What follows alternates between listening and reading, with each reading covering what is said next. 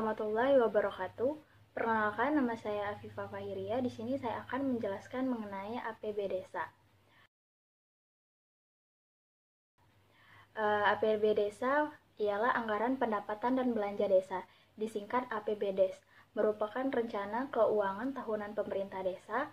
APBDes ditetapkan oleh Kepala Desa dan Badan Permusyawaratan Desa yang disingkat BPD paling lambat tanggal 31 Desember tahun berkenaan. Selanjutnya, saya akan menjelaskan mengenai fungsi APBDes. Fungsi APBDes sebagai dokumen yang memiliki kekuatan hukum, APBDes menjamin kepastian rencana kegiatan dalam arti mengikat pemerintah desa dan semua pihak yang terkait untuk melaksanakan kegiatan sesuai rencana yang sudah ditetapkan, serta menjamin tersedianya anggaran dalam jumlah yang tertentu untuk melaksanakan kegiatan. APBDes menjamin kelayakan sebuah kegiatan dari segi pendanaan sehingga dapat dipastikan kelayakan hasil kegiatan secara teknis. Selanjutnya, saya akan menjelaskan mengenai ketentuan penyusunan APBDes. Dalam menyusun APBDes atau Anggaran Pendapatan Belanja Desa, ada beberapa ketentuan yang harus dipatuhi. Yang pertama ialah APBDes disusun berdasarkan RKPDes yang telah ditetapkan dengan peraturan desa. Yang kedua, APBDes disusun untuk masa 1 tahun, anggaran terhitung mulai 1 Januari sampai 31 Desember tahun berikutnya. Yang keempat, rancangan APBDes harus dibahas bersama dengan Badan Permusyawaratan Desa atau BPD. Yang kelima atau yang terakhir, APBDes dapat disusun sejak bulan September dan harus ditetapkan dengan Perdes selambat-lambatnya pada 31 Desember pada tahun yang sedang dijalani.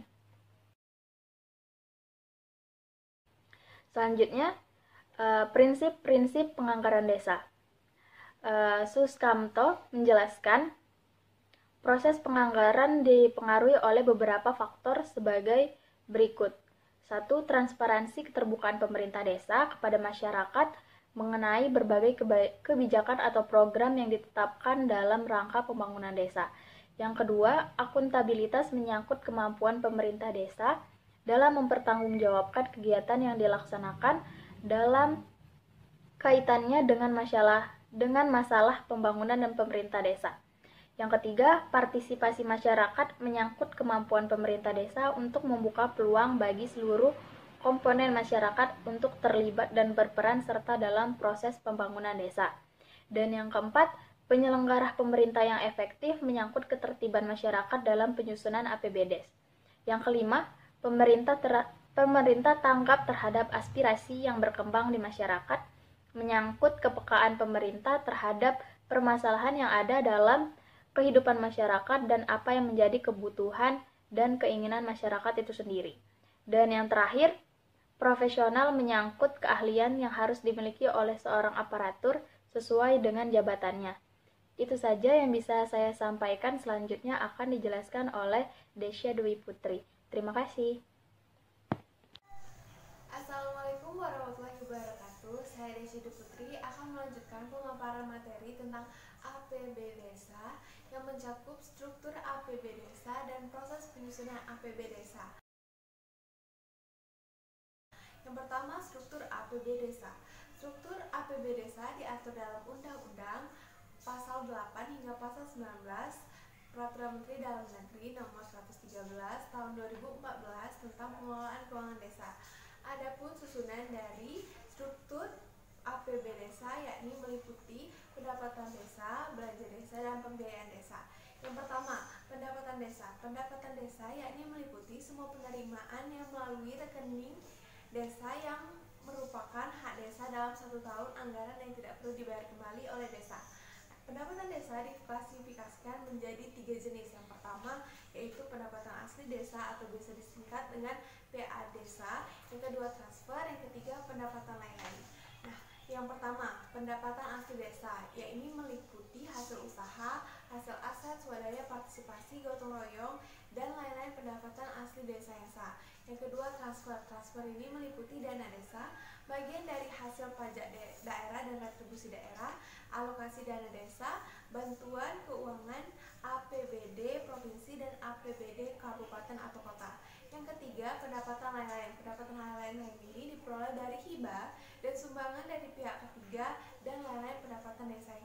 Yang kedua, belanja desa. Belanja desa yakni meliputi semua pengeluaran dari rekening desa yang merupakan kewajiban desa dalam 1 tahun anggaran yang tidak akan diperoleh kembali pembayarannya oleh desa. Belanja desa dipergunakan untuk mendanai penyelenggaraan kewenangan desa. Klasifikasi belanja desa terdiri atas: yang pertama, penyelenggaraan pemerintahan desa, yang kedua, pelaksanaan pembangunan desa, yang ketiga, pembinaan kemasyarakatan desa, yang keempat, pemberdayaan masyarakat desa, dan belanja tak terduga. Klasifikasi ini dibagi dalam kegiatan yang sesuai dengan kebutuhan desa yang dituangkan dalam rencana kerja pemerintahan desa atau biasa dikenal dengan RKP desa. Nah, yang ketiga, pembiayaan desa. Pembiayaan desa ini meliputi 2 hal. Yang pertama, penerimaan pembiayaan, yang kedua, pengeluaran pembiayaan. Nah, penerimaan pembiayaan meliputi sisa lebih pembiayaan anggaran atau silpa tahun sebelumnya, pencapaian dana cadangan, dan hasil penjualan kekayaan desa yang dipisahkan. Lalu yang kedua, pengeluaran pembiayaan. Pengeluaran pembiayaan ini meliputi pembentukan dana cadangan dan penyertaan modal desa. Nah, lalu proses penyusunan APB desa. Proses penyusunan APB desa ini melibatkan berbagai elemen masyarakat. Yang pertama yaitu pelaksana kegiatan, yang kedua pelaksana kegiatan, yang kedua sekretaris desa, yang ketiga bupati atau wali kota, yang keempat kepala desa, dan yang kelima badan permusyawaratan desa. Nah, seperti yang terlihat pada gambar di samping, bahwa RKP desa ini disusun melalui berbagai langkah-langkah. Nah, berikut ini langkah-langkahnya. Yang pertama, pelaksana kegiatan menyampaikan usulan anggaran kegiatan kepada sekretaris desa berdasarkan dengan RKP desa yang telah ditetapkan.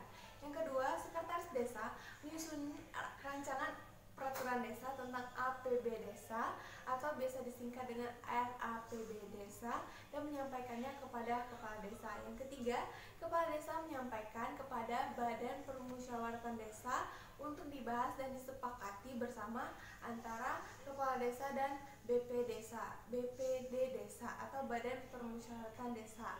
Yang keempat, rancangan peraturan desa tentang APB desa yang telah disepakati bersama disampaikan oleh kepala desa kepada bupati atau wali kota untuk dievaluasi. Yang kelima, bupati atau wali kota menetapkan hasil evaluasi rancangan peraturan desa tentang APB desa paling lama 20 hari kerja sejak diterimanya rancangan peraturan desa tentang APB desa. Baiklah, sekian pemaparan materi tentang APB desa pada kali ini. Terima kasih atas perhatiannya dan wassalamualaikum warahmatullahi wabarakatuh.